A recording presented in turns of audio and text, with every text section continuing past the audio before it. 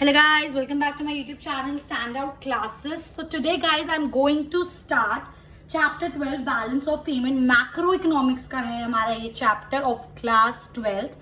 ठीक है. So actually जो हमारा macroeconomics का last आपका यूनिट है उसके अंदर आपके दो चैप्टर्स हैं, एक होता है फॉरेन एक्सचेंज रेट और एक हो जाएगा आपका बैलेंस ऑफ पेमेंट. ठीक है गाइस, तो ये दोनों हमारे जब चैप्टर खत्म हो जाएंगे तो हमारा लास्ट यूनिट मैक्रो इकोनॉमिक्स का खत्म हो जाएगा. और इन दोनों चैप्टर्स में से जो कि इतने ज़्यादा टफ नहीं है, एक ना एक क्वेश्चन तो आएगा ही आएगा आपके बोर्ड्स में.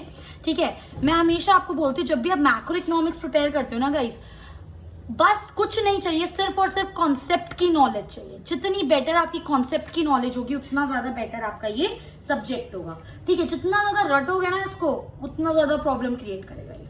स्टार्ट करते हैं चैप्टर 12 बैलेंस ऑफ पेमेंट. ठीक है, फर्स्ट टाइम हम ये टर्म सुन रहे हैं, क्या होता है बैलेंस ऑफ पेमेंट. अब अगर कोई बच्चा इसको फर्स्ट टाइम सुन रहा है, ऑब्वियसली तो अभी तक इससे पहले हमने नई चीज नहीं पढ़ाई है. बैलेंस ऑफ पेमेंट, पेमेंट्स का हमें क्या करना है, बैलेंस करना है. अब पेमेंट हमारे पास आ भी सकती है, पेमेंट हमारे से जा भी सकती है ना. पेमेंट हमें रिसीव भी हो सकती है, पेमेंट हमें पे भी करनी हो सकती है. तो उन पेमेंट्स को हमें क्या करना है, बैलेंस करना है. ठीक है, तो ये चीज होती है बैलेंस ऑफ पेमेंट. जब भी चैप्टर पढ़ते हैं ना, सबसे पहले तो उसके चैप्टर के नेम का मतलब समझो. ठीक है, पेमेंट्स को बैलेंस करना. थोड़ा और डिटेल में जानते हैं.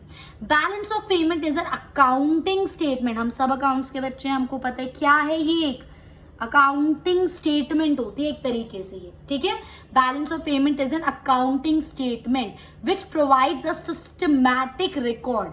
ऑब्वियसली बात है, एक अकाउंटिंग स्टेटमेंट हमें एक सिस्टमैटिक रिकॉर्ड प्रोवाइड करती है, फिर चाहे वो बैलेंस ऑफ पेमेंट की अकाउंटिंग स्टेटमेंट हो, फिर चाहे वो किसी फर्म की अकाउंटिंग स्टेटमेंट हो. ठीक है, so balance of payment is also accounting system accounting statement which provides a systematic record. किस चीज का record, of all economic transactions. ठीक है, ठीक है, तो हमें ये तो पता चल गया ये अकाउंटिंग स्टेटमेंट है जो हमें एक सिस्टमैटिक रिकॉर्ड प्रोवाइड करती है. किस चीज का, ऑल इकोनॉमिक ट्रांजैक्शंस का. ठीक है, अब ये जो आपकी इकोनॉमिक ट्रांजैक्शंस हैं ये किन के बीच में हो सकती हैं, between residents of the country and rest of the world. Basically ये जो अभी बताऊंगी इकोनॉमिक ट्रांजैक्शन और रेजिडेंट्स का मतलब क्या है, अभी मैं वो बताऊंगी. अभी पहले इसका डेफिनेशन का बेस समझो. बैलेंस ऑफ पेमेंट एक वो अकाउंटिंग स्टेटमेंट है जो हमें सिस्टमैटिक रिकॉर्ड प्रोवाइड कर रही है. किस चीज का, इकोनॉमिक ट्रांजैक्शंस का. और वो जो ट्रांजैक्शंस है वो किसके बीच में हो रही हैं, एक तो rest of the world and resident of the country. Basically the economic transactions, basically वो इकोनॉमिक ट्रांजैक्शंस ऐसे समझो. एक हमारे क्या है यहाँ पर, रेजिडेंट्स ऑफ कंट्री हमारे. ठीक है, रेजिडेंट्स ऑफ कंट्री और rest of the world. Residents of country और रेस्ट ऑफ द वर्ल्ड के बीच में जो भी आपकी इकोनॉमिक ट्रांजैक्शंस हो रही हैं उनका सिस्टमैटिक रिकॉर्ड, ठीक है, in a form of accounting statement is known as balance of payment. एक चीज और है, in a given period of time, एक पर्टिकुलर टाइम में, एक साल में हम यूजुअली इस चीज को मेजर करते हैं. आई मेरी बात समझ, पक्का 110% लर्न हो गया होगा. बैलेंस ऑफ पेमेंट क्या होता है, it is an accounting statement which gives a systematic record. किस चीज का, ऑफ इकोनॉमिक ट्रांजैक्शन. वो ट्रांजैक्शन किसके बीच में, resident of India and rest of the world के बीच में. कब, at a given period of time. ठीक है, तो ये हो गई आपकी बैलेंस ऑफ पेमेंट की डेफिनेशन. अब ये जो बैलेंस ऑफ पेमेंट की हमारी डेफिनेशन है, इसके अंदर मैंने दो वर्ड्स हाईलाइट करें कि इकोनॉमिक ट्रांजैक्शन होता क्या है, रेजिडेंट ऑफ द कंट्री का मतलब क्या है. ठीक है, तो अब यही हम लोग पढ़ने वाले हैं. सबसे पहली बात, who all are the resident of the country. मतलब मैं बोल रही हूँ ना, जो economic transaction resident of the country और रेस्ट ऑफ द वर्ल्ड के बीच में हो रही है उसका systematic record is balance of payment. तो वो जो रेजिडेंट ऑफ कंट्री है वो कौन है, उसके अंदर कौन कौन आता है, उसके अंदर सारे इंडिविजुअल्स जो हमारे इंडिया में रह रहे हैं, सारी फर्म, सारी गवर्नमेंट एजेंसीज जो हमारी इंडिया की हैं, they are resident of India. Although पता है रेजिडेंट ऑफ इंडिया का बहुत डीप मतलब है, ठीक है, पर उतने हाई लेवल, उतने डीप का हमें जाना नहीं है. बस इतना समझो, जो इंडिया में रह रहे हैं, चाहे वो इंडिया का इंडिविजुअल हो, इंडिया की गवर्नमेंट हो, इंडिया की कोई फर्म हो, इंडिया की कोई एजेंसी हो. ठीक है, तो हमारे लिए वो क्या है, resident of India. Similarly America की गवर्नमेंट, अमेरिका के लोग, वो अमेरिका के रेजिडेंट्स हैं. और हमारे यहाँ पर हम अगर अपने पर्सपेक्टिव से इस वाली डेफिनेशन में बात करेंगे कि हमारे residents of the country and rest of the world के बीच में जो भी इकोनॉमिक ट्रांजैक्शंस होती हैं उसका systematic record is balance of payment. ठीक है, so who all are included in the residents, हमारी गवर्नमेंट, हमारे लोग, हमारे फर्म सारे। और कौन इंक्लूडेड नहीं है? ऑब्वियस सी बात है, जो इंडिया के बाहर से आए हैं वो लोग इंक्लूडेड नहीं होंगे रेजिडेंट ऑफ इंडिया में। चाहे फॉर एग्जाम्पल कोई मिस्टर ए इंडिया में आके रहने लगे, अब उन्होंने क्या करा, इंडिया में रह रहे हैं वो, और रेस्ट ऑफ द वर्ल्ड मतलब बाहर से कोई चीज इंपोर्ट या एक्सपोर्ट करी, ठीक है, तो वो जो ट्रांजैक्शन होगी वो हम बैलेंस ऑफ पेमेंट में नहीं दिखाएंगे, क्योंकि जो मिस्टर ए हैं वो इंडिया के रेजिडेंट नहीं है। समझ रहे हो मेरी बात? वही ट्रांजैक्शन हमारे बैलेंस ऑफ पेमेंट में आती है जो resident of the country and rest of the world के बीच में हो। आई होप ये चीज क्लियर हो गई होगी। ठीक है, तो कौन कौन नहीं है? Diplomatic staff. डिप्लोमेटिक स्टाफ कौन सा होता है? डिप्लोमेटिक स्टाफ इज बेसिकली जब फॉरेनर्स यहाँ पर आके जो काम करते हैं, ठीक है, अगर कोई फॉरेनर आके काम कर रहा है इंडिया की किसी फर्म में, किसी एजेंसी में, तो वो डिप्लोमेटिक स्टाफ हमारा रेजिडेंट ऑफ इंडिया में नहीं आएगा। ठीक है, कोई फॉरेन मिलिट्री नहीं, कोई टूरिस्ट बाहर से नहीं, माइग्रेटरी वर्कर्स, यूजुअली लोग बाहर से इंडिया में काम करने आ गए वर्क काम करने के लिए, तो वो भी नहीं माने जाएंगे। ब्रांच ऑफ फॉरेन कंपनीज, किसी फॉरेन कंपनी की कोई ब्रांच आपने इंडिया में खोल दी, वो भी नहीं आएंगे। ठीक है, रेजिडेंट ऑफ द कंट्री मतलब इंडिया के इंडिविजुअल्स, इंडिया के फर्म्स, इंडिया की गवर्नमेंट एजेंसी। ऑल्दो इसकी ना कंडीशंस होती है, ऑनेस्टली मैं आपको बताऊं, एक रेजिडेंट को ढूंढने के लिए कि एक चीज आइडेंटिफाई करने के लिए वो रेजिडेंट है या नहीं है, पर आपको नहीं पढ़नी अभी वो कंडीशंस, बस इतना ध्यान रखो रेजिडेंट्स में कौन कौन आते हैं, हमारे इंडिया के लोग, इंडिविजुअल फर्म्स, गवर्नमेंट एजेंसीज, बाकी कुछ भी, कोई फॉरेन टूरिस्ट हो, कोई डिप्लोमेटिक स्टाफ हो, कोई ब्रांच हो फॉरेन कंपनी की हमारे इंडिया में, वो सब हमारे रेजिडेंट ऑफ इंडिया में नहीं आएंगे। और जो ट्रांजैक्शन आपके resident of country and rest of the world के बीच में होती है, कौन सी ट्रांजैक्शन? इकोनॉमिक, अभी बताऊंगी क्या होता है वो, उसका systematic record is known as balance of payment. I am damn sure ये आपको चीज समझ आ गई होगी। आगे बढ़ते हैं, अब हमने पढ़ लिया रेजिडेंट कौन होता है, अब देखते हैं भाई इकोनॉमिक ट्रांजैक्शन। कौन सी इकोनॉमिक ट्रांजैक्शन? क्या होती है इकोनॉमिक ट्रांजैक्शन? बेसिकली वो transaction guys, it refers to those transactions जिसमें हम लोग ट्रांसफर कर रहे हैं ओनरशिप। ठीक है, अब इसका मतलब समझो। फॉर एग्जाम्पल मैंने इंडिया में बैठे बैठे कोई चीज, मेरा इंडिया में बिजनेस है तो मैं रेजिडेंट ऑफ द कंट्री हूँ, ठीक है, अब मैंने क्या करा, यहाँ से चीजें एक्सपोर्ट करी बाहर, यहाँ से कुछ गुड्स बाहर बेचे, ठीक है। खुद सोचो ना, वो गुड्स पहले मेरे थे, मेरी ओनरशिप, मैं ओनर थी उनकी।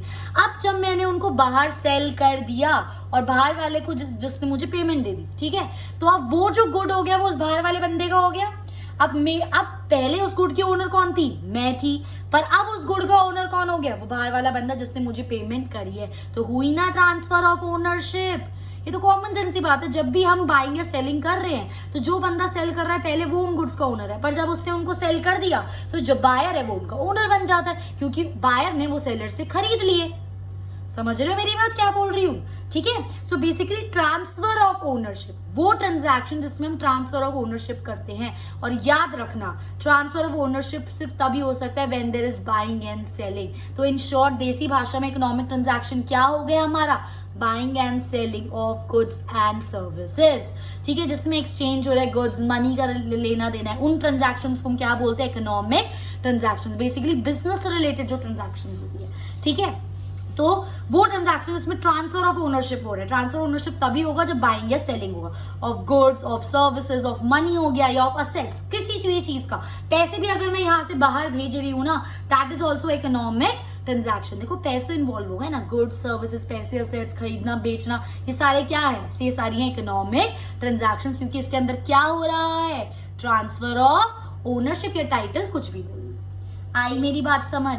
ठीक है, सो अब ये जो इकोनॉमिक ट्रांजैक्शन क्या होता है हमने वो पढ़ लिया। ये तीन तरह की होती है, एक होती है विजिबल आइटम्स की इकोनॉमिक ट्रांजैक्शन, एक होती है इनविजिबल आइटम्स की इकोनॉमिक ट्रांजैक्शन, एक होती है यूनिलैटरल, और एक और टाइप होता है फोर्थ जो मैंने नेक्स्ट पेज पे डिस्कस करा है। ठीक है, सबसे पहली बात विजिबल आइटम। विजिबल आइटम कौन सी होगी? नाम से ही पता चल रहा है, जिनको हम देख सकते हैं, जिनको हम छू सकते हैं। तो वो गुड्स, वो गुड्स ही होंगे, इसके अंदर सर्विसेज नहीं हो सकती।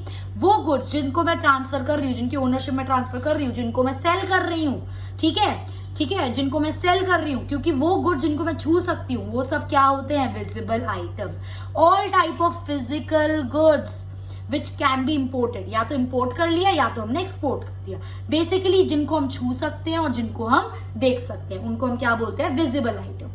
ठीक, इसका उल्टा होता है इनविजिबल आइटम, वो चीजें जिनको हम देख नहीं सकते, छू नहीं सकते। इसका बेस्ट एग्जाम्पल है सर्विसेज। इसका बेस्ट एग्जाम्पल क्या है, सर्विसेज। ठीक है, it includes all those services which are given and received. ले भी सकते हो, ले भी सकते हो, ठीक है, बट ना हम उनको देख सकते हैं ना ही हमको छू सकते हैं, हम सिर्फ उनको महसूस कर सकते हैं। For example banking, for example insurance, कोई भी इस तरह की सर्विस, उनको हम क्या बोलते हैं, इनविजिबल आइटम। उसी तरह गाइस एक होता है हमारा यूनिलैटरल ट्रांसफर। ये चीज मैंने आपके साथ फॉरेन एक्सचेंज में भी डिस्कस करी थी। यूनिलैटरल मतलब वन साइड ट्रांसफर। जब आप किसी को कोई गिफ्ट दे रहे हो, मतलब जब आप रिटर्न में कुछ उनसे नहीं चाहते, ठीक है, बस आपने दे दिया, काम खत्म, मैंने कुछ दिया और मेरे को रिटर्न में कुछ नहीं चाहिए, one side transfer, that is known as unilateral transfer. Two side transfer होता है बायलैटरल ट्रांसफर, ठीक है। So one side transfer, so they are one side transfer और वन साइड ट्रांजैक्शन। दे दिया, रिटर्न में हमें कुछ नहीं चाहिए। फॉर एग्जाम्पल मैंने किसी को पैसे भिजवाए, मैंने किसी को गिफ्ट दिया, दे दिया ना, मुझे रिटर्न में तो कुछ नहीं चाहिए, ठीक है। So they have no claim of repayment, कुछ हमें रिटर्न में उनसे नहीं चाहिए, नो क्लेम ऑफ रीपेमेंट, दस दे आर यूनिलैटरल ट्रांसफर। इसलिए हम उनको क्या बोलते हैं guys, unilateral transfer. I hope ये चीज आपको समझ आ गई होगी मेरी। तो एक और तरह की इकोनॉमिक ट्रांजैक्शन होती है which is capital transfer. Capital transfer क्या होता है, कैपिटल गुड्स क्या होते हैं, ये तो 11th में भी पढ़ा होगा, ठीक है। कैपिटल गुड्स वो गुड्स होते हैं लाइक मशीनरी एंड ऑल, जो कंज्यूमर गुड्स को प्रोड्यूस करने में हेल्प करते हैं, उनको हम क्या बोलते हैं, कैपिटल गुड्स बोलते हैं, ठीक है। अब कैपिटल ट्रांसफर के अंदर दो चीजें आ गई, एक तो आ गई मेरी कैपिटल रिसीट्स और कैपिटल पेमेंट। हो सकता है ना मैंने किसी को सेल करा हो कोई, तो मुझे कैपिटल रिसीट, पैसे मिले उसके रिटर्न में। हो सकता है मैंने किसी से कैपिटल एसेट बाय करा हो, तो मुझे उसको पेमेंट करनी पड़ेगी, दैट इज कैपिटल पेमेंट, ठीक है।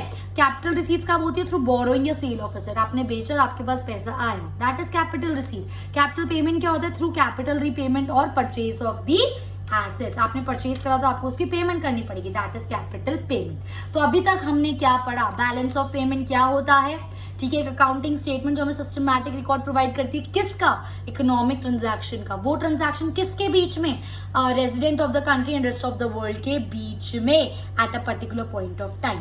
इसमें आपको दो चीजें पता होनी चाहिए, रेजिडेंट्स कौन होते हैं कौन नहीं होते, इकोनॉमिक ट्रांजैक्शन क्या होते हैं, कितने टाइप के इकोनॉमिक ट्रांजैक्शन होते हैं, that is 4, visible item, invisible item, unilateral transfer and capital transfer. I hope ये चीज अब आपको बहुत अच्छे से समझ आ गई होगी गाइस, ठीक है। अगर अभी भी कोई डाउट है ना, वैसे मेरे को पूरा विश्वास नहीं होगा, बट बाय चांस 1%, क्योंकि डिफरेंट बच्चों की डिफरेंट कैपेबिलिटी होती है, अभी भी कोई डाउट है फ्रीली कमेंट करके मुझसे पूछना, I definitely answer your queries. Okay, अब नेक्स्ट हमारा टॉपिक आता है structure of balance payment. Actually में इस बैलेंस पेमेंट का स्ट्रक्चर होता कैसा है, ठीक है। सबसे पहली चीज, it is based on double entry system. ये मत पूछना डबल एंट्री सिस्टम क्या होता है, ठीक है। 12th में हो, अकाउंट्स पढ़ी है हम लोगों ने, जर्नल सबने पढ़ा है। डबल एंट्री सिस्टम वो एंट्री सिस्टम होता है जिसके अंदर एक ट्रांजैक्शन के डबल इफेक्ट होता है, one effect is credit and another effect is debit. Similarly balance of payment जो मेरा होता है उसके भी दो इफेक्ट होते हैं, क्रेडिट एंड डेबिट, इसलिए बैलेंस ऑफ पेमेंट को क्या बोला जाता है, it is based on double entry system, ठीक है। अब सवाल ये पैदा होता है क्या चीज आपकी क्रेडिट होगी, क्या चीज आपकी डेबिट होगी, क्योंकि ये डबल एंट्री सिस्टम है, तो एक हो गई मेरी क्रेडिट साइड और एक हो गई मेरी डेबिट साइड, ठीक है। अब क्रेडिट साइड पे क्या आएगा, all inflows of foreign exchange are recorded on the credit side, ठीक है। All inflows of foreign exchange are recorded on the credit side. And आपका उसके अंदर क्या आएगा, डेबिट साइड में, हमारा डेबिट साइड में आएगा all the outflows of the foreign exchange are recorded on the debit side। अब आपको लग रहा होगा कि ये तो बुकिश लैंग्वेज हो गई, ये तो हम बुक से भी पढ़ लेते, थोड़ा इसको एक्सप्लेन करते हैं, क्योंकि मेरा मेन मोटिव क्या है, आपके कॉन्सेप्ट स्ट्रॉन्ग करना, ठीक है। So it is based on double entry system, ये तो मैंने बता दिया। अब क्रेडिट साइड पे क्या आ रहा है और डेबिट साइड पे क्या आ रहा है, क्रेडिट साइड पढ़ो फिर से, all inflows of foreign exchange are recorded on the credit side. सारा इनफ्लो ऑफ फॉरेन एक्सचेंज, कौन सा फॉरेन एक्सचेंज, इसका मतलब क्या है, क्रेडिट साइड पे हम वो चीजें रिकॉर्ड करेंगे जब बाहर वाले लोग इंडिया की करेंसी की डिमांड कर रहे होंगे।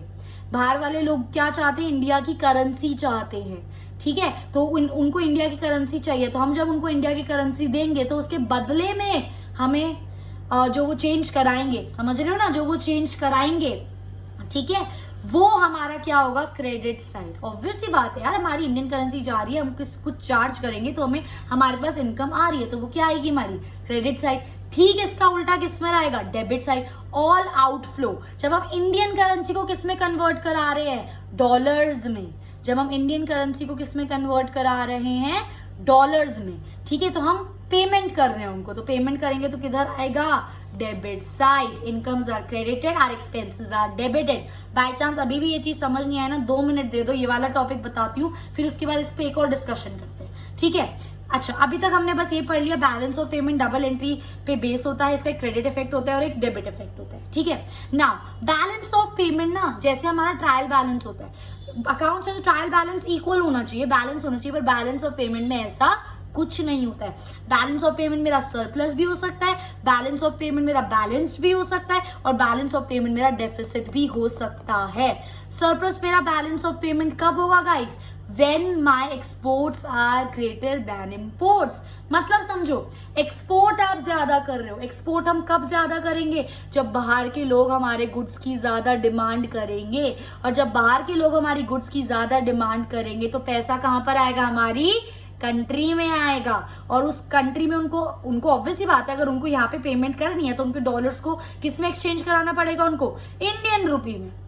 यही चीज मैं यहाँ पर समझा रही थी आपको क्रेडिट साइड पे, कि जब बाहर के लोग हमसे डिमांड कर रहे हैं तो वो पैसा हमारे पास आएगा। अब जब पैसा हमारे पास आ रहा है, हम डॉलर में तो पैसा नहीं लेंगे ना उनसे, किस में लेंगे, इंडियन करेंसी में पैसा लेंगे, तो वो डॉलर्स को कन्वर्ट कराएंगे इंडियन करेंसी में, समझ रहे हो। तो inflow of foreign exchange, inflow हो रहा है फॉरेन एक्सचेंज का, जब फॉरेन एक्सचेंज हुआ वो लोग हमें पेमेंट कर रहे हैं, तो किस साइड रिकॉर्ड करोगे उसको, डेबिट क्रेडिट साइड पे ही तो रिकॉर्ड करोगे। अब आ गई होगी ये चीज समझ, ठीक है। तो सरप्लस ऑफ बैलेंस, हमारा बैलेंस ऑफ पेमेंट सरप्लस अच्छा कब होगा, when our exports is greater than imports. इसका मतलब क्या है, when receipts of foreign exchange, जो आप फॉरेन एक्सचेंज रिसीव कर रहे हो वो ग्रेटर है, मतलब हम पेमेंट कम कर रहे हैं बाहर, ठीक है, पेमेंट कम कर रहे हैं मतलब बाहर से डिमांड कम कर रहे हैं, और बाहर के लोग हमें ज्यादा पेमेंट दे रहे हैं, तभी तो हमारे receipts of foreign exchange are greater than payment of foreign exchange. और जब ये सिचुएशन होती है तो मेरा क्या होता है, surplus of balance of payment. आई मेरी बात समझ, ठीक है। इसी तरह होता है आपका बैलेंस्ड बैलेंस ऑफ पेमेंट। ये क्या होता है, when your export is equal to import, जितना बाहर के लोग हमें डिमांड करके हमें पैसा दे रहे हैं, मतलब जितना हम एक्सपोर्ट कर रहे हैं उतना ही हम लोग इंपोर्ट भी कर रहे हैं, उतना ही पैसा हम भी उनको बाहर दे रहे हैं कन्वर्ट कराकर। तो that is export is equals to imports. That means receipts of foreign exchange is equal to payment of foreign exchange. तब हमारा जो बैलेंस ऑफ पेमेंट होता है वो क्या होता है, बैलेंस्ड होता है। और डेफिसिट कब होगा, डेफिसिट मतलब कमी, तंगी कब होगा, when our exports are less than imports. जब हम लोग एक्सपोर्ट तो कम कर रहे हैं बाहर, तो पैसा अंदर नहीं आ रहा हमारे पास, पर हम इंपोर्ट बहुत ज्यादा, उल्टा तो नहीं बोल दिया मैंने, when our export is less than imports, हाँ बिल्कुल सही बोला। जब हम लोग एक्सपोर्ट तो बहुत ज्यादा कम कर रहे हैं, मतलब बाहर गुड्स नहीं बेच रहे, पैसा नहीं आ रहा, पर हम इंपोर्ट ज्यादा कर रहे हैं, मतलब अपना पैसा बाहर ज्यादा भेज रहे हैं, तो डेफिसिट कमी तो होगी ना। इसका मतलब क्या हुआ, that receipts of foreign exchange, जितना हमारा रिसीट्स है फॉरेन एक्सचेंज का वो कम है as compare to the payment. हम पेमेंट बाहर ज्यादा कर रहे हैं क्योंकि हम गुड्स की डिमांड ज्यादा कर रहे हैं, तो वो हमारा क्या हो जाएगा, deficit of balance of payment, ठीक है। इसी कॉन्सेप्ट को यहाँ पर क्रेडिट साइड पे आप समझो। अब क्रेडिट साइड पे क्या लिखोगे आप, क्रेडिट साइड पे हम वो चीज लिखेंगे जब हम एक्सपोर्ट करेंगे, मतलब बाहर के लोग डिमांड कर रहे हैं, पैसा इंडिया में आ रहा है, तो वो कहाँ लिखा जाएगा, क्रेडिट साइड पर। सिमिलरली डेबिट साइड पे आप क्या लिखोगे गाइस, डेबिट साइड पे जब हम लोग पेमेंट बाहर कर रहे हैं, जो भी चीजें हम बाहर से मंगवाएंगे और पेमेंट बाहर करेंगे, पेमेंट इंडियन रुपी में तो बाहर नहीं करोगे ना, सो पेमेंट ऑफ फॉरेन एक्सचेंज हम किस साइड पे रिकॉर्ड करते हैं, डेबिट साइड पे। अब मैं मान ही नहीं सकती नहीं समझ आया, ठीक है। बाय चांस अभी भी नहीं आया कमेंट करके पूछ लेना, आंसर करूंगी आपकी क्वेरीज, ठीक है। नेक्स्ट टॉपिक आता है मेरा balance of trade. Balance of payment पूरा डिटेल में पढ़ लिया, क्या होता है, रेजिडेंस क्या होता है, इकोनॉमिक ट्रांजैक्शंस क्या होता है, टाइप ऑफ इकोनॉमिक ट्रांजैक्शन क्या होता है, structure of balance of payment क्या होता है, डबल एंट्री पे होता है, क्रेडिट होता है, डेबिट होता है, 3 टाइप के ये हो सकते हैं। उसी तरह बैलेंस ऑफ ट्रेड, सबसे पहली बात तो दिमाग में घुसा लो, it is a part of a balance of payment. Balance of trade is a part of a balance of payment, मतलब बैलेंस ऑफ पेमेंट बड़ा है, बैलेंस ऑफ ट्रेड उसका एक छोटा सा पार्ट है, ठीक है. सो होता क्या balance of trade? Difference between the amount of export and import. Simple सी बात है, एक्सपोर्ट माइनस इम्पोर्ट. पर याद रखना सिर्फ और सिर्फ विजिबल गुड्स का, सिर्फ और सिर्फ विजिबल गुड्स का. ये भी हमने डिस्कस करा था, विजिबल इनविजिबल गुड्स. मतलब एक्सपोर्ट और इंपोर्ट का डिफरेंस, एक्सपोर्ट माइनस इंपोर्ट, पर सिर्फ विजिबल गुड्स का, उसको हम क्या बोलते हैं? Balance of trade. So difference between the amount of export and import of visible goods.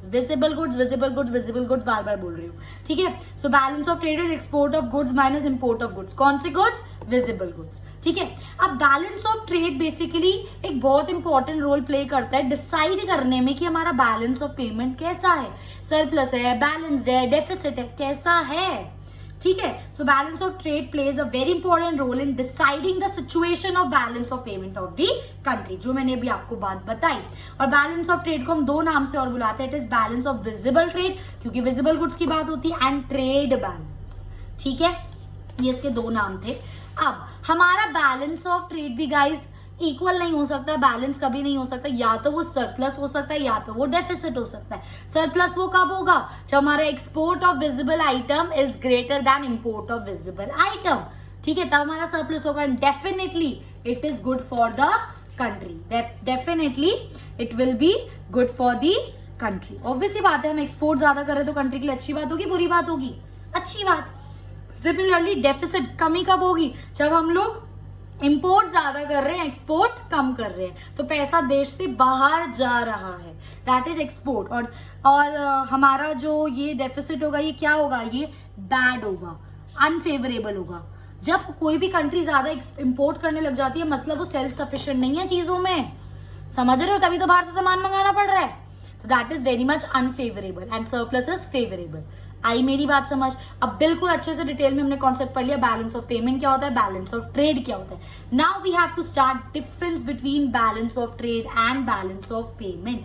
इन दोनों के बीच में डिफरेंस क्या है? सबसे पहला डिफरेंस बिना पढ़े अगर हम लोग डिस्कस करें गाइस, पहली चीज, बैलेंस ऑफ ट्रेड क्या होता है? एक्सपोर्ट और इंपोर्ट का डिफरेंस, बट सिर्फ विजिबल गुड्स का. और बैलेंस ऑफ पेमेंट में हम सारे गुड्स लेते हैं, विजिबल गुड्स, इनविजिबल गुड्स, आपका यूनिलैटरल ट्रांसफर एंड आपका कैपिटल ट्रांसफर. पहला डिफरेंस तो ये. दूसरा डिफरेंस क्या हो जाएगा मेरा, ठीक है, अगर फॉर्मूला के टर्म्स में बात करूं, that is export of visible goods minus import of visible goods. Balance of trade and balance of payment क्या है? सिस्टमैटिक रिकॉर्ड, जो हमने डेफिनेशन पढ़ी थी. Systematic, it is an accounting statement of systematic record of economic transactions between resident of the country and rest of the world during a particular period of time. आई मेरी बात समझ? एक और difference, balance of trade is just a part of balance of payment. That means balance of trade एक narrow concept है और balance of payment एक वाइडर कॉन्सेप्ट है, क्योंकि बैलेंस ऑफ पेमेंट के अंदर बैलेंस ऑफ ट्रेड आता है. आ रही है मेरी बात समझ? अब पढ़ते हैं फटाफट से इसका डिफरेंस. पहला जो मैंने बताया, export of visible goods minus import of visible goods, ठीक है. और बैलेंस ऑफ पेमेंट की यहाँ पे डेफिनेशन जो हमने डिस्कस कर चुके हैं, it includes only visible items and it include सारी items, visible, invisible, unilateral and capital transfer. It is a part of balance of payment and balance of payment एक वाइडर कॉन्सेप्ट है, balance of trade उसका एक छोटा सा part है, ठीक है. It does not record any transaction of capital nature, क्योंकि इसके अंदर सिर्फ विजिबल आइटम्स हैं. इसके अंदर हम कैपिटल नेचर रिकॉर्ड करते हैं, क्योंकि इसके अंदर हम कैपिटल ट्रांसफर्स को भी रिकॉर्ड करते हैं. अगर आपका कोई unfavourable balance of trade, that means deficit balance of trade है, तो आप उसको कवर कर सकते हो फेवरेबल बैलेंस ऑफ पेमेंट से. क्या बोला मैंने बोला अगर आपका डेफिसिट बैलेंस ऑफ ट्रेड है तो आप उसको कवर कर सकते हो. किससे? आपका सरप्लस बैलेंस ऑफ पेमेंट से. आई मेरी बात समझ? पर अगर आपका unfavourable deficit balance of payment है, तब आप उसको कवर नहीं कर सकते surplus of balance of trade से. तो ये था इसका last difference. In the next video I will be continuing इसके आगे, इसके next concept. I hope guys ये वीडियो आपके लिए हेल्पफुल रहेगा, ठीक है. So if you like my video, please do like, share and subscribe. I am really working hard, so I hope you like my video. If you like my video, please do like, share and subscribe. Thanks for watching.